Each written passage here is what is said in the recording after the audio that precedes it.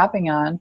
But I've been doing that at night and in the morning to kind of calm myself down if I wake up in a panic state. And whatever happens during the night, whether it's the burning stomach, the reflux, that's how my day starts out. So when I go to the restroom, I sit there and I tap and I just focus on my purple, and I try to refocus how, it actually was when I woke up, because it's not like a peaceful way I wake up and then I refocus and then I start my day, but it's a constant looking out, hypervigilance. How am I going to feel after I eat?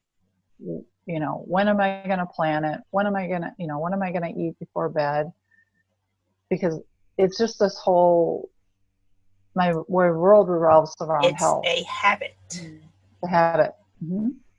Yep. So I wrote down the feelings that I had daily, whether it was frustration, grief, loss. Like today's Father's Day, I'm having some, resentment. My dad is not someone that I consider, a great person in my life because of all the trauma in the past. So I sent him an obligatory e-card. It doesn't feel genuine. I send the most generic one just out of feeling obligated. And that's just not how I want to be around that. And so there's just a general frustration, anger, grief, and and then as far as the 2 to 3 things I want that I didn't have, act as if I have it. I wrote down about my new home space. I'm in my new home sanctuary, kind of described that. And then that's as far as I got with that. And then I am grateful.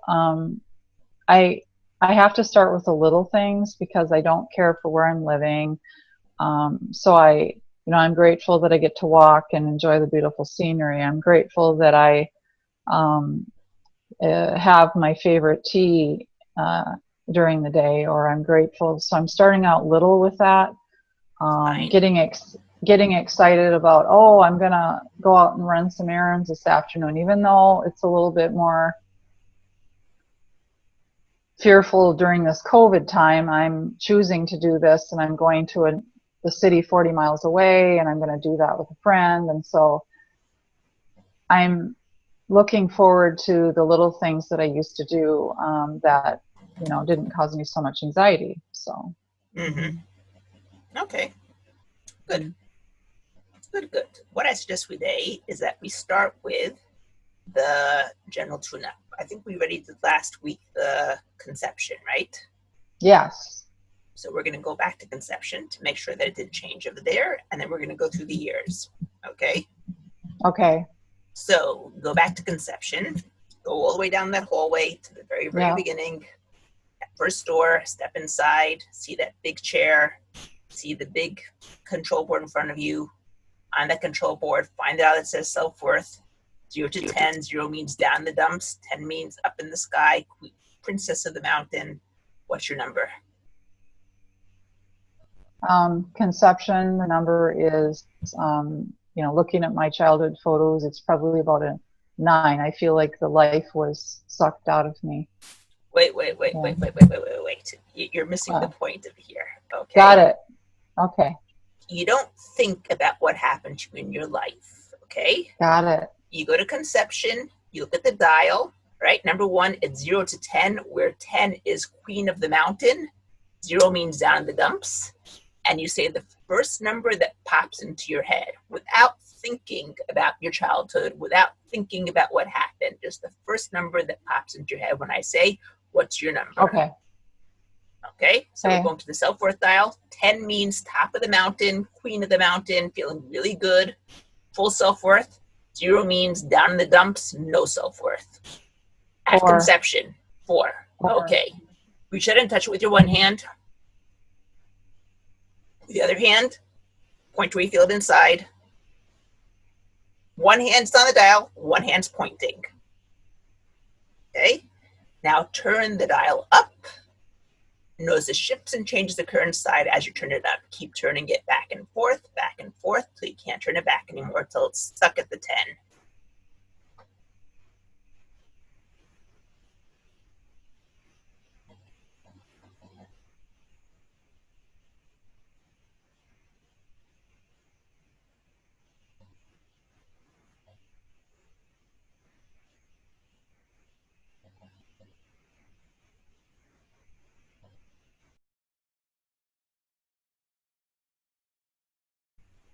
we're going to stop over here for today because I think you've done enough.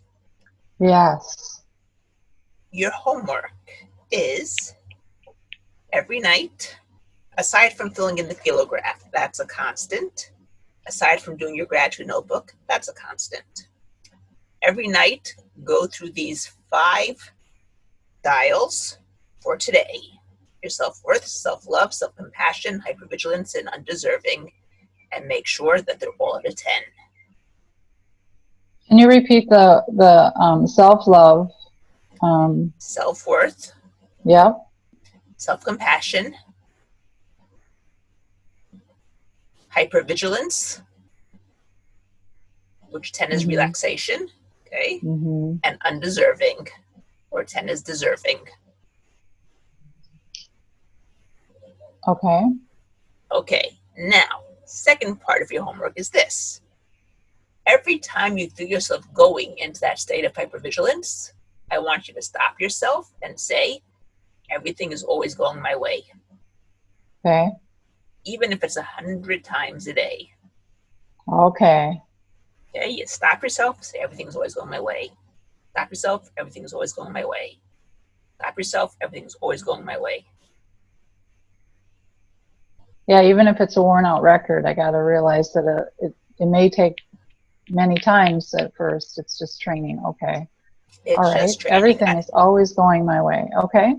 Okay, I will tell you that when I flew last year to England, on the way back, I had this issue with my luggage because on the way there, they didn't weigh my luggage. They just let me take 2 bags. On the way back, they did weigh my luggage, and it made me pay extra for another. Oh, yes. Yes. They charge you upcharge. Yes. Yes. Upcharge. Okay. So I ended up putting my backpack underneath, but I forgot that I left my car keys in the backpack. Now, my car was parked in the airport, paying money for parking at that point. And my backpack went on board like an hour after my actual suitcase did, because I first had to go settle it with the payment and all that. Yes. And I had this big worry, what happens if it got lost? And then I don't have my car keys, and I have to pay more money for parking, and I have to take a taxi back home, and then I have to taxi back to the airport or bus back to the airport to get my car once I do finally get the car keys, right? The whole way on the plane, which was for 4 hours or 5 hours, every time my mind would start going to, what if I would stop myself, and I would say, everything's always going my way. Stop myself, and this was like constant for 5 hours straight. Right. You're just like, yeah. By the time I got off the flight, I couldn't go to the what if. My mind would automatically go to, yes. Everything's always got going it. my way. Awesome. Okay. It's like wrestling with something. It's like, nope, pull you back. Yes. Exactly. Okay. But if you are persistent and consistent, it works. Got it. Okay. Yeah, and it doesn't mean failure if you have to do it, like you say, 100, 200 times a day. It doesn't mean just failure keep at all. It, right? Just keep on it. Exactly. Now, awesome. In essence, that is also one of the ways that I changed my life. Because I think one of my videos, I told people that I would walk with a friend of mine every Saturday afternoon, and we would discuss each other's problems. And at some point I said, why do I want to discuss my problems? I know. I'll just get more problems. So I would start talking about a problem, and I'd say, no, wait, don't want to talk about that. Right. Yes. And then either I would just go into what a beautiful day it is, what beautiful weather it is, or I would go into something good that happened to me. After a few weeks of this going on, my friend looked at me and said, wow, your life is getting so much better. Yes. Okay, awesome. Now it's not that I didn't have the other stuff too, but where was my focus? Right, exactly. Right. The focus was on, it wasn't denying yourself. Like I used to have, I've had that belief that I have to deal with it. I don't want to deny myself. But it's a matter of, you don't need to acknowledge what is working, and be hopeful that everything is always working out. Yes. Right. Don't be Trusting. hopeful. No. Trust. Trust. No. Yes. No. Everything is working out for you. And the more you Yes. focus on what is working out, the more will work out. Work out. Right. Okay? Yes. The same thing goes with your gratitude notebook. The more you give gratitude for the things you have, and I will say even for the house that you don't necessarily like so much, because if you don't give gratitude for what you have, yes. next time around you're going to get another house you don't like so much. Right. Be grateful for what I have in this place. Doesn't mean I need to like it here, but be happy and thankful Grateful for you what I have a roof have. you have a roof over your Yes. head, Roof over you my have head. running water, you Yes. take a shower every morning, Yes. you can Yes. brush your teeth, go to the toilet. I mean, how many people don't have that? I know, exactly. Right. I have a bed to sleep in. I have food on the table. Yes. All those little things give gratitude. And I mean, the book that I was reading over the weekend, The Magic by Rhonda Byrne. Oh, yes. Okay. It's all about the gratitude. And what I started doing in the morning, I wake up. I'm so grateful for my pillow that let me sleep so nicely during the nighttime. Oh, what a wonderful blanket I have. Thank you. I'm so grateful for that. I'm so grateful that I stand up again. Like I can, I'm awake again. And I just go through my morning saying thank you for every little thing, even if it's repetitive. Every day I do the same thing, but I go through the morning and by the time I finish my morning routine, I already said like 50 times thank you. Yes. So my brain wants to focus on the tab of what didn't go right during the night. So I just put that aside and focus on, oh, I'm thankful that I have my pillow here. Yep. Oh, yeah, right. Got it. Yep. Okay. And as you put your focus on that, you'll get more of that. Got it.